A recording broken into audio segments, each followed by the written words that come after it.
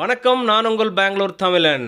நம்ம இன்னைக்கு ஒரு ஃபேண்டாஸ்டிக்கான மங்களூர் ஃபேமஸ் கோலி பஜ்ஜின்னு சொல்லப்படுற மங்களூர் போண்டா செய்ய போகிறோம். இதை மைசூர் போண்டானா சொல்லுவாங்க. யார் எப்படி வேணா சொல்லட்டும், சாப்பிட செம்மையாக இருக்கும். இது கூட தேங்காய் சட்னி வச்சு சாப்பிட்றப்போ அருமையாக இருக்கும். நீங்களும் இதே மாதிரி செய்யணும் தான் வீடியோ முழுசாக பார்த்து செய்யுங்க. செஞ்சு சாப்பிட்டு பார்த்துட்டு கமெண்ட்டில் சொல்லுங்கள் எப்படி இருந்தால் நான் தெரிஞ்சுக்கிறேன். அப்படியே நம்ம சேனலை சப்ஸ்கிரைப் பண்ணி வச்சுக்கோங்க. பக்கத்தில் பெல் ஐக்கானுக்கு அதையும் கிளிக் பண்ணி வச்சுக்கோங்க. அப்போ தான் அடுத்தடுத்து போடுற வீடியோ நோட்டிஃபிகேஷனாக வரும் உங்களுக்கு. வாங்க இப்போ வீடியோக்குள்ளே போய் மங்களூர் போண்டா எப்படி செய்கிறதுன்னு பார்க்கலாம்.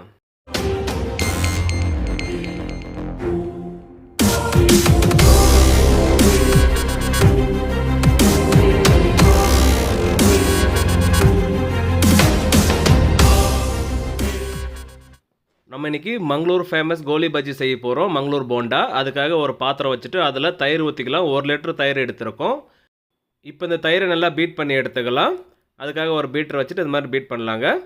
ஒரு 2 நிமிஷத்துக்கு இதே மாதிரி நல்லா பீட் பண்ணாவே போதும். அதுக்கப்புறம் இதில் மைதா சேர்த்துக்கணும். அதுக்காக 1 கிலோ மைதா எடுத்து வச்சுருக்கோம். இப்போ நம்ம எடுத்து வச்ச 1 கிலோ மைதாவை இதில் போட்டுக்கலாங்க. அது கூடவே நம்ம சேர்த்துக்க வேண்டிய பொருட்கள் என்னென்னு பார்த்துக்கலாம் வாங்க. கொஞ்சமாக கருவேப்பிலை எடுத்து சாப் பண்ணி வச்சுருக்கோம். இந்த மாதிரி பொடிசாக நறுக்கி போட்டுக்கலாம். 1 டேபிள் ஸ்பூன் துருவன இஞ்சி போட்டுக்கலாம். 1 டீஸ்பூன் சீரகம் போட்டுக்கலாம். இப்போ இதில் பெருங்காயத்தூள் சேர்த்துக்கலாம். அதுக்காக ஒரு 1/2 டீஸ்பூன் அளவுக்கு எடுத்துருக்கோம். அடுத்ததாக உப்பு சேர்த்துக்கலாம் தேவையான அளவு. அடுத்ததாக சோடா போட்டுக்கலாம். நம்ம இட்லிக்கெல்லாம் போடுமே அதே சோடா தான். 1/2 டீஸ்பூன் அளவுக்கு எடுத்துருக்கோம். மல்லி இலை கொஞ்சமாக எடுத்து சாப் பண்ணி போட்டுக்கலாம் இதில். அடுத்ததாக சுகர் போட்டுக்கலாம் ஒரு 2 டேபிள் ஸ்பூன் அளவுக்கு. க்ரீன் சில்லி ஒரு 5 எடுத்து பொடிசாக நறுக்கி வச்சுருக்கோம், அதையும் சேர்த்துக்கலாம். இப்போ இதெல்லாம் சேர்த்து நல்லா மிக்ஸ் பண்ண ஆரம்பிக்கலாம்.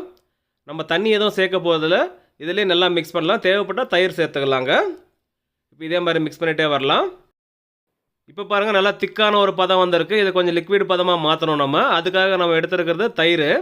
திரும்பவும் ஒரு 300 ml தயிர் ஊற்றிக்கலாம்.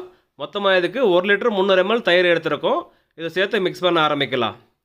இந்த மாதிரி மிக்ஸ் பண்ணுறப்போ ஒரு பர்ஃபெக்டான விதத்தில் ரெடியாகி வருங்க. அதே மாதிரி இந்த மாதிரி பீட் பண்ணணும். கண்டிப்பாக ஒரு 5 நிமிஷம் இந்த மாதிரி நல்லா பீட் பண்ணால் தான் அந்த பதம் கரெக்டாக வரும். அந்த மங்களூர் பஜ்ஜி சூப்பராக ரெடியாகி வருங்க. நம்ம எப்படி செய்கிறோமோ அதே மாதிரி செய்யுங்க. ஒரு 5 நிமிஷத்துக்கு மிஸ் பண்ணாமல் இந்த மாதிரி செய்யுங்க. அப்போ தான் பர்ஃபெக்டாக இருக்கும். இந்த மாவோட கன்சிஸ்டன்சி பார்த்தாவே தெரியும் உங்களுக்கு. 5 நிமிஷம் கழித்து சூப்பராக ரெடி ஆகிடுச்சு பாருங்கள். இப்போ இதை ஒரு 15 நிமிஷம் ரூம் டெம்பரேச்சரில் ரெஸ்டிங் டைம் கொடுத்துடலாம். அதுக்கப்புறம் அடுத்த ப்ராசஸ் என்னென்னு பார்க்கலாம் வாங்க. இப்போ இது மேலே ஒரு மூடி போட்டு மூடிடலாங்க. 15 நிமிஷம் ரெஸ்டிங்க்கு அப்புறம் இதில் தேங்காய் சேர்த்துக்கலாம். அதுக்காக நம்ம 1/2 மூடி தேங்காய் எடுத்து அதை பொடிசாக நறுக்கி வச்சுருக்கோம், அதை சேர்த்துக்கிட்டோம் இதில். இப்போ அப்படியே மிக்ஸ் பண்ண ஆரம்பிக்கலாம். ஒரு பக்கம் ஆயில் சூடு வச்சுருக்கோம், அதுவும் சூடேறி வரட்டும். நல்லா மிக்ஸ் பண்ணிக்கலாம். ஆயில் சூடேறி வந்ததும் அதில் போட்டு நம்ம பொரிச்சு எடுத்துக்கலாம்.